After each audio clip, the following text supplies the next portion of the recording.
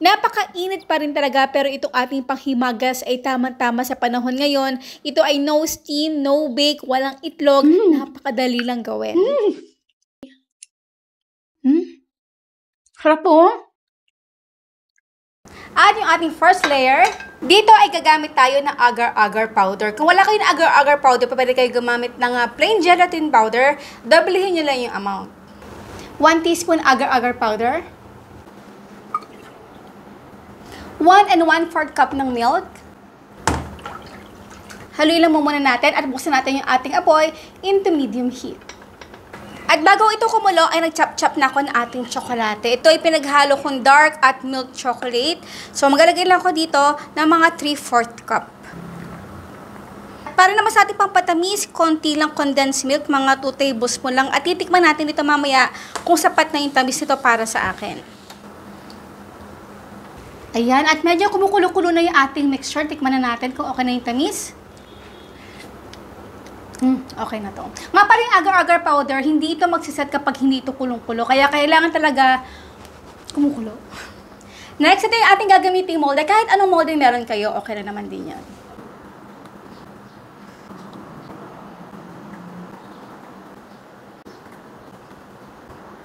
Dito nga pala, eksakto nakagawa tayo ng 5 pieces. Then, ito, maglalagay ako dito ng small size ng Marie sa pinakagitna.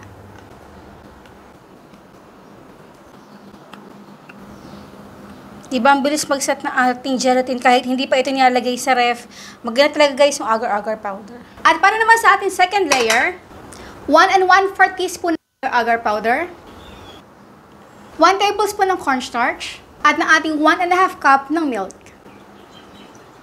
Okay, haluin lang muna natin para ma-dissolve yung cornstarch. Sa ating pampatamis condensed milk, again guys ha, konti lang at tikman natin kung okay na sa inyong panlasa. Okay, so medium high heat tayo. So, intay lang natin itong kumulo. Kapag kumukulo-kulo na ito, patay na natin ng apoy at i-transfer na natin ito sa ating molde.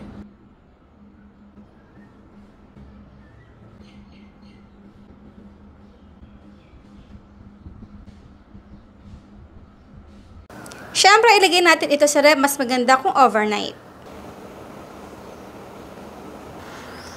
Ito na, nag-set na yung ating napakasarap ng panghimagas sa tag-init. Next, ito ay optional lang, pero mas maganda kung gagawin natin ito. Bubulburan natin ito ng cocoa powder. And now is done, our panghimagas na napakadaling gawin. Tamang-tamang ngayong napakainit na panahon.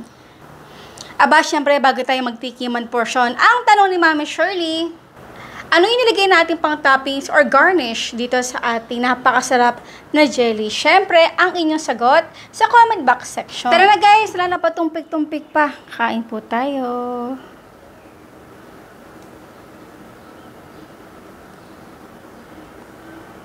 Wow, kita nyo yan? Tara na guys, kain po tayo. Yun.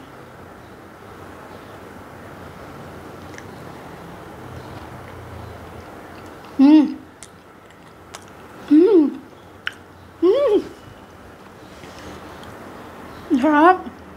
Ang labo niya. Hindi siya talagang firm jelly. Tamang-tama lang talaga yung timpla natin. Kontrolado nyo pa yung tamis kung ay medyo sensitive sa tamis. Ayan, refreshing.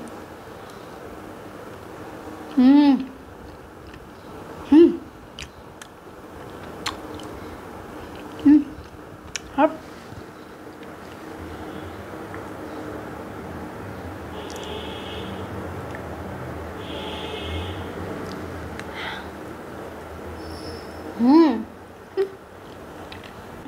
At ang kasarapan pa nito, meron tayong talagang nadadampi pang iba pang flavor, which is yung ating digestive biscuit.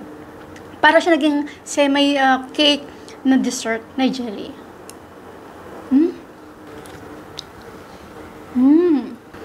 Yes.